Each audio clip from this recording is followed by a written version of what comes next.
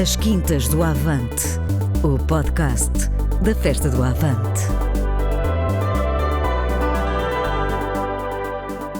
Olá a todos, bem-vindos a mais um Quintas do Avante. Eu sou a Tatiana Rocha e hoje trago-vos um episódio não sobre música, nem teatro, e ainda que pudesse ser sobre literatura, é na verdade sobre desporto. Vamos mergulhar num mundo conhecido e frequentado por milhares, mas não para falar sobre o último campeonato, ou táticas, ou transferências. Hoje a conversa é sobre um pouco mais do que isso, e por isso mesmo o convidado deste episódio é alguém que dispensa apresentações. Luís Filipe Cristóvão. Vemo-lo na SIC Notícias, ouvimos-lo na Antena 1, comentou finais de Champions, mundiais e europeus, mas também é uma das vozes que mais tem escrito sobre o papel social do desporto. Luís, bem-vindo. Boa tarde. Obrigada por teres aceito o nosso convite para fazeres parte deste episódio. Vou começar a pé juntos e vou já passar aqui. É sempre assim que se deve começar. Exatamente. Então, a primeira pergunta foca-se muito naquilo que o teu trabalho escrito fala, e é sobre a democratização do desporto. Porque o futebol chega a todo lado via satélite, mas o desporto não se resume ao futebol. E mesmo pensando no futebol, será que o desporto está mais democrático ou estamos, na verdade, a afastar o povo dos estádios e dos eventos com o aumento dos preços dos bilhetes ou das subscrições dos canais desportivos? Pois, eu diria que há aqui várias estradas que se encontram nesta questão. Por um lado, o acesso ao desporto, e o acesso ao desporto mesmo em termos de prática. Se é certo que tem existido um certo esforço para tentar criar possibilidades de acesso a que um maior número possível de população possa praticar desporto, e havendo essa disponibilização nas escolas, no lado das camadas mais jovens, mas também na maior parte das câmaras municipais, uma série de programas para adultos e séniores poderem também praticar desporto, eu diria que essa democratização do desporto no que toca à sua prática é um objetivo constitucional que estamos muito longe de conseguir atingir. Nem falo atingir em pleno, falo atingir em pelo menos números consideráveis. E portanto essa é uma das estradas desta questão, que eu acho que depois tem que ver com a outra estrada, que é o acesso ao usufruto daquilo que o desporto depois proporciona em termos de comunidade, de identidade, de lazer, de espetáculo. Embora a questão do desporto de espetáculo a mim é uma parte ou uma ligação com a qual eu acho que tenho mais problemas filosóficos para assumir. Ora, nessa estrada do usufruto do desporto, vivemos tempos particularmente estranhos, porque hoje em dia é-nos mais acessível poder ter contacto com qualquer competição desportiva do mundo. Eu hoje em dia, aqui sentado no meu escritório, uma ligação de internet, consigo ter informações sobre todas as provas desportivas do mundo, consigo ter imagens da maior parte delas, consigo ver jogos de campeonatos e de competições que nem nos lembramos nunca que poderiam existir. E isso é um avanço muito grande em relação a um passado em que às vezes mesmo aquelas competições que nos eram mais próximas, os jogos do campeonato nacional, uma coisa assim, que não estavam disponíveis em termos de transmissão e não eram disponíveis para que as pessoas pudessem usufruir, a não ser através de um relato na rádio, e às vezes só uma parte do relato, ou um resumo do jogo no Domingo Desportivo, que era um programa que dava ao domingo com os resumos dos jogos. Portanto, A tecnologia permite-nos hoje ter acesso a tudo e mais alguma coisa, mas como quase em tudo, e é essa a descoberta que também que nós enquanto humanos e enquanto sociedade estamos a fazer, é que a tecnologia tem um preço, e o preço que nos está a ser cobrado para poder usufruir dos bens da tecnologia torna-nos todo esse mundo de possibilidades também ali inacessível. Como é que nós nos podemos posicionar perante isto? Eu creio que a generalidade de nós está a posicionar de um ponto de vista da frustração, que é idealizando um mundo no passado em que tudo era gratuito, isso nunca existiu, ou seja, nunca existiu esta quantidade de transmissões de forma gratuita. Sim, existiram os chamados pontos altos, não é? As finais europeias passavam normalmente na RTP, e aí não só no futebol, também noutras modalidades. Eu pratiquei basquetebol e se calhar a minha aproximação ao basquetebol teve muito que ver com essa disponibilização por via da RTP das finais da Taça dos Campeões Europeus e depois também da NBA. E portanto em todas as modalidades essa possibilidade de haver uma transmissão dos pontos altos creio que alimentava muito uma ligação às modalidades e também ao conhecimento de novas modalidades que não nos eram imediatamente acessíveis, digamos assim. Portanto, idealizamos esse tempo, mas vivemos muito com a frustração de hoje em dia tudo se paga, não é? Chegamos aqui ao ponto de, por exemplo, neste próximo Mundial, provavelmente vamos estar perante o facto de, para ver a maior parte dos jogos, vamos ter que pagar para o fazer. E isso é uma frustração que vai sendo crescente em quem olha o desporto como aquilo que ele realmente é, que é esta possibilidade de podermos estar em comunidade, em reunião com os outros, em contacto com algo que nos diz respeito, seja a nossa equipa, ou a nossa seleção, o nosso país, o que seja, mas também em contacto com os outros. Essa questão das transmissões tem depois o extra ainda, diria, pronto, mais uma pequena estrada que vem a ramificar-se nesta, que tu falaste na pergunta, que são os preços dos bilhetes, não é? Que têm criado dificuldades cada vez mais para podermos ter acesso aos jogos até das nossas equipas, das equipas das nossas cidades. Eu diria que em Portugal, pelo nível de assistência, e há muitas outras questões que eu acho que podem pesar nisso, e não vou entrar por elas agora, mas os níveis de assistência são baixos e isso ainda permite que aqui e ali se consiga ir ver jogos sem fazer esse grande investimento em termos de preço de bilhetes, mas a sensação que temos é que quando se trata de competições que atraem mais pessoas, torna-se imediatamente inacessível em termos financeiros, em termos monetários, ter acesso a bilhetes que transformem as bancadas naquilo que historicamente sempre foram, as bancadas quase como uma montra social, não é? Em que os adeptos, cada um dos clubes, se juntavam independentemente um pouco das suas classes e independentemente um pouco também das suas capacidades financeiras, mas se juntavam a apoiar o clube porque era o clube da sua terra, do seu bairro, da sua região, e passamos a ver nas bancadas mais, lá está, essa questão do espetáculo, e por isso é que eu não gosto tanto do espetáculo desportivo, porque passou a ser as bancadas passaram a ser, se calhar, uma demonstração de um certo privilégio, ou seja, se eu tenho capacidade para pagar 50 ou 60 euros para ir ver um jogo do campeonato português, ou pagar 80 ou 90 para ver um jogo da Liga dos Campeões, mesmo que o esteja a fazer com um enorme sacrifício, aquilo que eu estou a demonstrar é o meu privilégio de poder estar lá. E isso tem transformado, digamos assim, o cenário do desporto.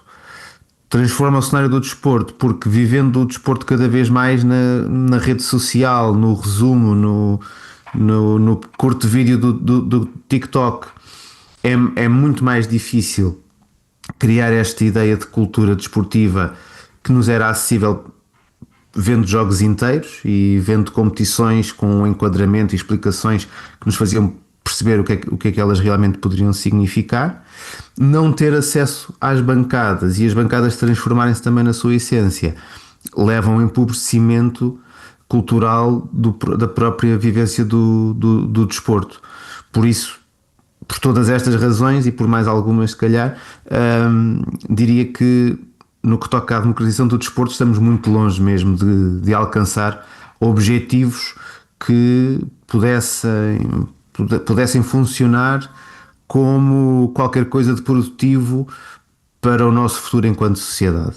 Claro, pegando um bocadinho naquilo que tu estavas a dizer sobre esta nova composição das bancadas, há uma coisa em Portugal que sempre foi muito comum, ou pelo menos em muitas famílias era comum, esta prática de, em conjunto, irem, por exemplo, ver a Volta a Portugal. Irem à Senhora da Graça para assistir à Volta a Portugal. Levam comida, levam farnel, levam bebidas e fazem um piquenique familiar. O mesmo se passava com os Jogos no Jamor. Isto é uma componente que o desporto traz, esta comunidade, esta ideia de comunhão que de alguma forma, não é, se vai perdendo quando assistimos a esta subida dos preços dos bilhetes apenas para poder assistir ao evento.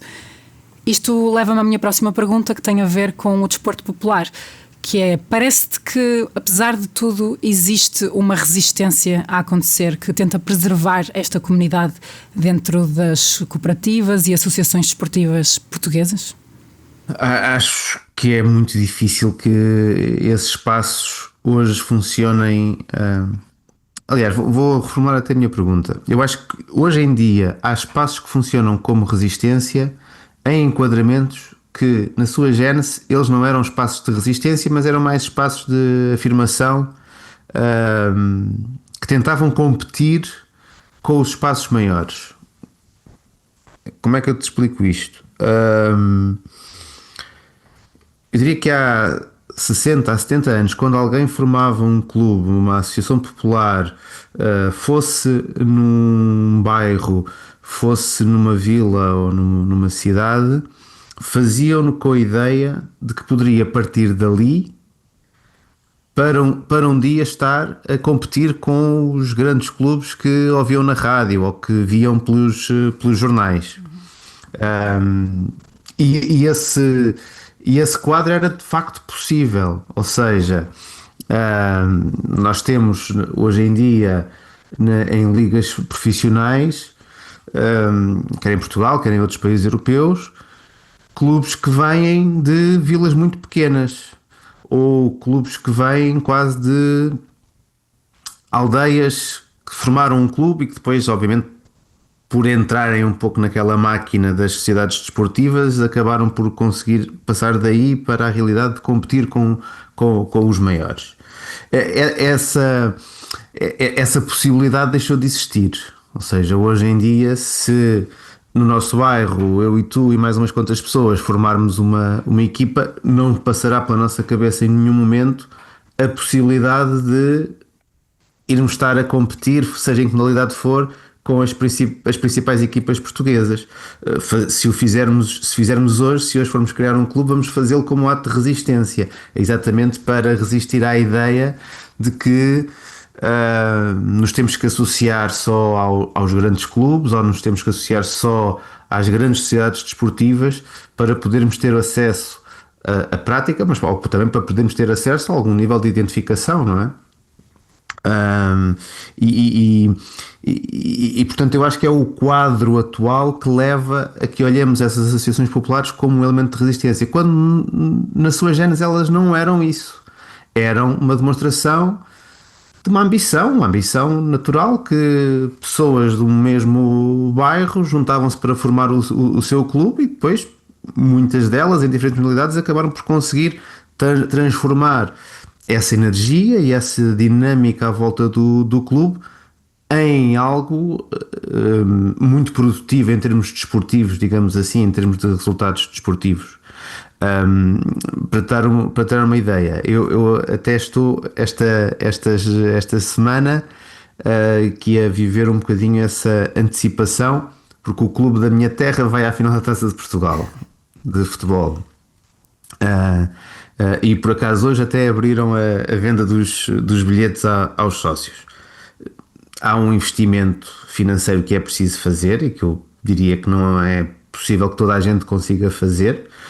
As regras que existem para a compra dos bilhetes impossibilitam bastante essa ideia de levar toda a família ao Jamor para ver o jogo. Provavelmente até poderão ir até à mata para almoçar, mas depois não vão poder entrar no estádio, porque a forma como a venda dos bilhetes está organizada impede a compra de um pack de bilhetes para a família. Estamos a comprar unidade a unidade e, portanto, isso vai tornar as coisas mais caras e mais difíceis de aceder. E, apesar de ser a equipa que representa o meu clube, que é uma associação que tem mais de 100 anos e que foi formada localmente, na altura em 1917, por uma série de rapazes da vila e que tem uma história associativa bastante rica. Quem está lá presente, de facto, é a sociedade desportiva que emanou desse clube e que foi adquirida por um elemento privado, né, por uma empresa privada que gere os destinos dessa equipa de futebol. E, portanto, ao mesmo tempo que estou feliz porque o meu clube está na final da taça, também tenho essa noção de que é uma cidade desportiva que lá está, não é? E, portanto, o que nasceu de uma associação popular da terra e que eu vivi durante muitos anos como o Clube da Terra, porque era uma associação da qual as pessoas participavam, hoje em dia não é bem isso que acontece. Como é que eu vejo esses espaços de resistência, essas associações que se criam para contrariar esta tendência? Acima de tudo, como um espaço de convivência entre pessoas que já fizeram uma certa reflexão sobre aquilo que estão a viver. O meu trabalho é essencialmente no mundo do futebol profissional. Eu, por iniciativa própria, dificilmente vou ver muitos jogos do futebol profissional, ou seja, fora do meu trabalho. Não é essa a realidade que me atrai mais. Atrai mais, se calhar, a realidade do desporto não profissional, do desporto distrital. As equipas de bairro creio que têm mais riqueza para aquilo que me interessa ver no desporto. É essa reflexão que leva à criação de associações populares hoje em dia, e não uma ideia de fazermos resistência em termos massivos. E eu creio que aí está um problema, ou seja, temos que encontrar um caminho para levar às massas, para levar a mais gente a ideia de que é preciso resistir de alguma forma. E isso não é propriamente fácil explicar um adepto que sempre tenha sido adepto do Benfica ou do Sporting ou do Porto, portanto, de um dos grandes, que aquilo que estão a apoiar não é propriamente um clube, não é? Que é um fenómeno financeiro do qual eles são o elemento que é sorvido por esse fenómeno, não é? Porque se és levado a comprar camisolas, a pagar subscrições de televisão, a pagar bilhetes caríssimos, tu és, no fundo, uma espécie da matéria-prima do fenómeno financeiro que tu julgas estar a apoiar. E eu diria que, como espaço de resistência, as associações populares hoje em dia têm um papel, se calhar um pouco de bolha, mas temos que conseguir intervir em espaços maiores para que as pessoas percebam melhor realmente aquilo com que estão a lidar.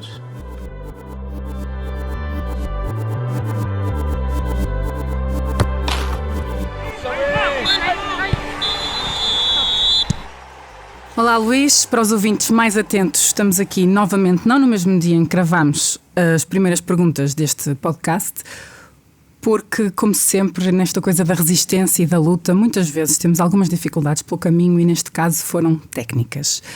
Acabou por ser positivo porque passou, entretanto, um fim de semana com acontecimentos muito relevantes no contexto do futebol, o que nos permitiu uma reflexão de que já tínhamos feito, parcialmente pelo menos na semana passada, mas para chegarmos a uma pergunta onde não tínhamos conseguido chegar. que são as celebrações de vitória do Barcelona a semana passada. Quando comparadas, ou pelo menos numa reflexão que nos permite pensar também nas celebrações de vitória do campeonato do Futebol Clube do Porto este passado fim de semana. Lamine Yamal estava no meio dos outros jogadores com uma bandeira da Palestina. Este tipo de posição e posicionamento público por parte de um jogador de futebol é raro. Por um lado, porque as marcas pressionam muitas vezes os jogadores para não terem um posicionamento claro público. Por outro, porque mesmo as próprias instituições às vezes temem este tipo de decisão. E, finalmente, talvez também porque muitos jogadores tentam manter-se o mais à parte possível da forma como a política e o mundo vão avançando. Luís, dirias que é raro, concordas que é raro termos um jogador de futebol com um posicionamento público tão claro, mas mais ainda a minha pergunta será, dirias que é importante que isto aconteça? Eu diria que é fundamental, e se calhar de todas as cidades do mundo, aquela onde fará mais sentido aparecerem cidades e clubes do mundo, aqueles onde fará mais sentido aparecer uma demonstração política como a de Lamine Yamal, é Barcelona. Porque a própria constituição do clube, a própria história do clube tem tido sempre essa vertente política de afirmação de identidade com a causa da Catalunha. O que eu creio que acontece com o Lamine Yamal e a bandeira da Palestina é algo de semelhante, ou seja, acho que é algo dentro desta mesma linha, uma afirmação de identidade, neste caso de um jovem espanhol, mas muçulmano, que utiliza a bandeira da Palestina para marcar uma posição em relação à sua identidade, acima de tudo. Que depois, obviamente, tem leituras que extravasam a sua identidade no contexto do mundo. Eu creio que era isso que acontecia, ou que acontece ainda com os jogadores catalães que afirmam a bandeira da região catalã e que tomam posições em relação à política espanhola do ponto de vista do nacionalismo catalão. Já me custa mais um pouco a perceber que existe tanta gente que tenha de alguma forma tido um discurso de rejeição em relação à presença dessa bandeira nas mãos de Lamine Yamal. E aí já passamos para a questão das bandeiras boas e das bandeiras más, e das identidades boas e das identidades más. Até porque o Lamine Yamal não é a primeira vez que está envolvido neste tipo de polémica, porque ele teve que escolher qual é que era a seleção em que ia jogar, não é? Portanto, ele Sim. próprio também vem de um lugar particular em que precisa de representação. Ou seja, essa escolha também foi mal recebida por causa disso, não é? Sem dúvida nenhuma. O Lamine Yamal cruza aqui diversas possíveis identidades. Eu creio que é a mãe dele que é da Guiné Equatorial, o pai de Marrocos, e ele nasceu em Espanha, escolheu Espanha para representar a nível futebolístico, porque é o país também onde ele se formou enquanto jogador, por um lado. Por outro, é também o país que à partida lhe deveria conceder mais vantagens, digamos assim, competitivas no momento da escolha. Não sei se isso terá pesado muito ou pouco, mas acabou por... Algo terá pesado, não é? Acabou por obviamente estar nesse sentido de escolha. Ainda assim, escolhendo a Espanha não significa, e eu creio que esta se calhar seria uma discussão para um programa inteiro, que é escolher Espanha não significa que se abdique das restantes identidades que te tocam.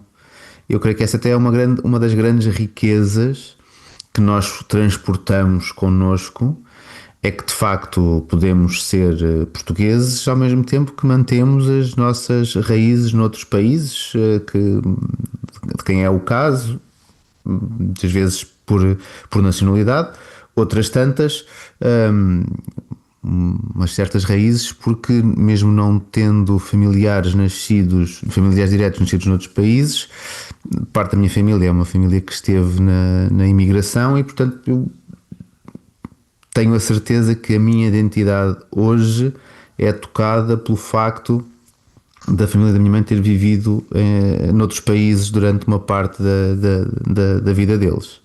E não me parece normal, aceitável que isso seja rejeitado ou tenha que ser rejeitado no momento em que te afirmas enquanto português. E ali no caso do Lamine Yamal isso é ainda mais visível, não é? Porque tem que ver com questões de nacionalidade também do pai e da mãe.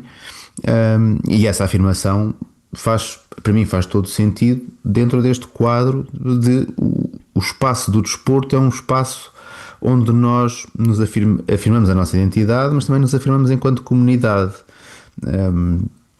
Pessoas de origens diferentes apoiam o mesmo clube. O clube pode ser ou pode ter sido criado como uma visão de uma comunidade local, de uma cidade, de um bairro, mas as cidades e os bairros evoluem e conjugam outras pessoas e outras vontades, e essa comunidade enriquece e o clube enriquece com esse tipo de afirmações. Sem dúvida nenhuma que há, no entanto, esta ideia de que existem bandeiras boas e bandeiras más, e no caso da Palestina tem sido particularmente duro, digamos assim, para a luta dos palestinos entender que a sua bandeira passou a ser associada a um crime, quando no fundo é um sinal de luta pela liberdade. Nestes últimos anos têm existido muitos casos de proibição das bandeiras da Palestina, não só em jogos frente à Seleção de Israel, mas em questões, em partidas genéricas. Há recentemente um caso em Inglaterra de um adepto do Brighton que ficou suspenso, ou que está suspenso para 5 anos de entrar no estádio do seu clube apenas por ter usado uma camisola da Palestina, uma camisa de uma seleção palestina, num caso que é estranhíssimo, porque lá está, a exibição da bandeira é proibida, mas a proibição da exibição da bandeira nunca é afirmada. Tenta sempre arranjar uma outra questão para castigar a pessoa, ou neste caso para suspender o seu acesso ao estádio, o que no fundo é rejeitar a luta, mas ao mesmo tempo negar a existência dessa luta, que é uma coisa que é até meio macabra. Por tudo isto, acredito que os jogadores que sentem necessidade, mas também sentem capacidade para afirmar a sua luta, devem fazê-lo. E eu creio que é isso que está a fazer o Lamine Yamal. Creio que é isso que faz, por exemplo, o Vinícius Júnior noutras questões, e outros tantos jogadores que atualmente, apesar deste quadro de enorme pressão financeira para uma espécie de normalização das grandes figuras do desporto, ainda existe quem sinta poder usar uma parte da sua força para se afirmar como a pessoa que é e nas coisas que acredita, e não tanto para ir apenas no rebanho. É curioso porque falávamos imenso durante este episódio na palavra resistência, e agora mesmo aqui se assume mais um ato de resistência dentro do futebol. É refrescante porque de alguma maneira parece trazer de volta para dentro deste palco do futebol masculino aquela comunidade de que falávamos, aquela capacidade de luta organizada, de podermos em conjunto fazer com que determinadas ideias possam correr mais mundo. Sobre isso, também este fim de semana foi o final da Taça do Futebol Feminino aqui em Portugal, e a pergunta que eu tinha para ti em relação a isto tem a ver também com esta questão desta comunidade que o futebol tinha e que entretanto meio que perdeu no meio do mercado e de todas as questões financeiras que se envolveram. Tu dirias que o futebol feminino ainda guarda um pouco mais dessa, na falta de melhor palavra, vou chamar-lhe alma do futebol? Eu creio que tem esse potencial. No caso português, não sei se está a ser cumprido. Tem esse potencial porque um pouco por todo o mundo o futebol feminino deparou-se com questões de luta e resistência para a sua própria existência, ou seja, o futebol feminino esteve proibido em diversos países europeus durante várias décadas do século XX, Teve sempre muitas dificuldades de afirmação, e na Europa o futebol muitas vezes foi visto como uma modalidade não apropriada para a prática pelas mulheres. Curiosamente, nos Estados Unidos aconteceu o contrário.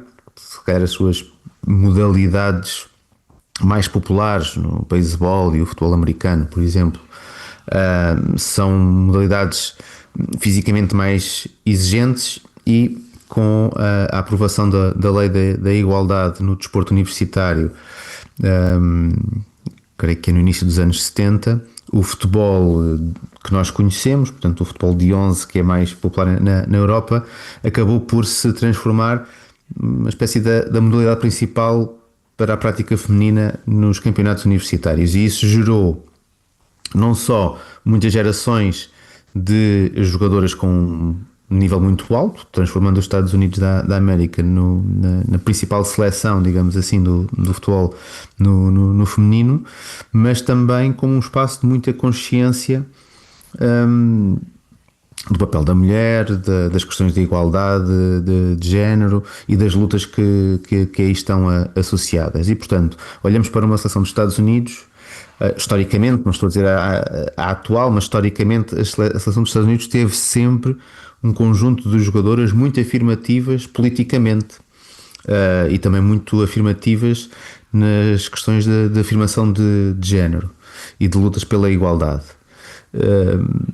Pela Europa isso acontece em alguns países, eu diria que nos países nórdicos a tradição também é essa, na Alemanha a tradição também é essa, mas nos países latinos menos.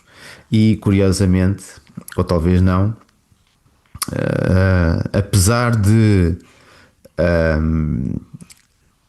quando se fazem entrevistas e conversas com jogadoras do futebol em Portugal, as questões, as lutas, as ambições, as necessidades serem semelhantes à de jogadoras nos Estados Unidos, na Alemanha, nos países nórdicos, foi possível ontem ter mais de 22 mil pessoas nas bancadas do Estádio Nacional do Jamor, e posso ter estado distraído, mas não vi uma bandeira LGBT no estádio, nem vi nenhum sinal de afirmação de identidade de género no estádio.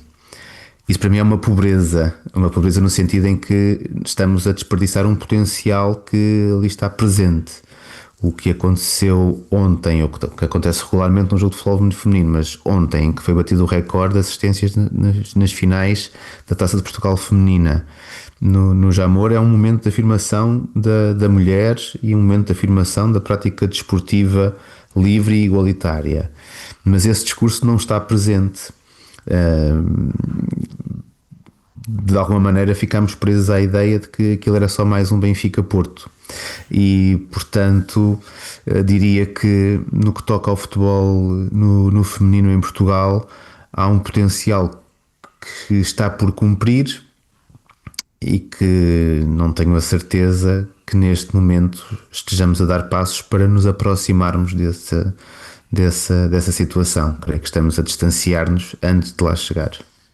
Como sempre, há um grande medo de política, como se ela não nos tocasse a todos, como se tocasse apenas a quem está no lugar da política, como se ela não fizesse parte de todas as escolhas do dia a dia. Luís, a minha última pergunta para ti é uma brincadeira e tem a ver com esta ideia de criarmos a equipa de sonho. Quem é que seriam os 11 jogadores da equipa incrível de futebol? Como não temos assim tanto tempo, não te vou pedir para me nomear 11 jogadores ou jogadoras, vou-te pedir, isso sim, para escolheres o teu capitão ou capitã. Sim, o capitão desta equipa de futebol com participação cívica e política teria que ser necessariamente o Sócrates da democracia corintiana, por tudo aquilo que ele fez durante a vida, por aquilo que defendeu, mas também pela sua prática, não é? Porque eu creio que existem muitos exemplos de jogadores e jogadoras que fizeram afirmações políticas ao longo das suas carreiras, mas o caso da democracia corintiana é uma questão de prática levada, se calhar, ao extremo, e isso é o mais interessante que vejo na figura do Sócrates. Foi essa sua capacidade para quebrar todas as barreiras entre a ideia do jogador de futebol e o intelectual, o facto de ele ter feito um curso superior em medicina, tudo isso esbatia completamente todas as ideias feitas que poderiam existir sobre o jogador de futebol, e depois ainda acrescenta essa participação e de alguma forma liderança de um projeto de democracia e de igualdade dentro de um coletivo que acabou por marcar a história e ficar ali como uma possibilidade, uma ambição a alcançar noutros campos. E por isso é o Sócrates o capitão desta equipa. E é um ótimo capitão. Nós temos sempre que valorizar e celebrar as pessoas que têm capacidade de desconstruir as caixinhas. E é importante percebermos que um jogador de futebol não tem de abdicar de tudo o resto. Não tem apenas de ter pés, mãos e pernas capazes. A cabeça também tem de ser capaz de jogar o jogo, porque o jogo não se faz só dentro de campo, não é? Faz-se também cá fora. Acabamos assim este episódio, finalmente, ao fim de 2 dias à conversa, o que foi bom, porque eu e o Luís pudemos conhecer-nos melhor. Quando chegarmos à festa do Avante em setembro deste ano, já podemos dar um abraço em vez de ficarmos só constrangidos com um olá. Contamos convosco aqui na próxima semana. Desta vez não tem de aguardar 15 dias, basta uma semana até o próximo episódio, que vai ser com a pessoa responsável pela programação da Festa do Avante, para ficarmos a conhecer os nomes que lá vão estar, ficarmos a conhecer todas as atividades que vão estar lá representadas e todos os motivos para nos encontrarmos todos lá na festa em setembro.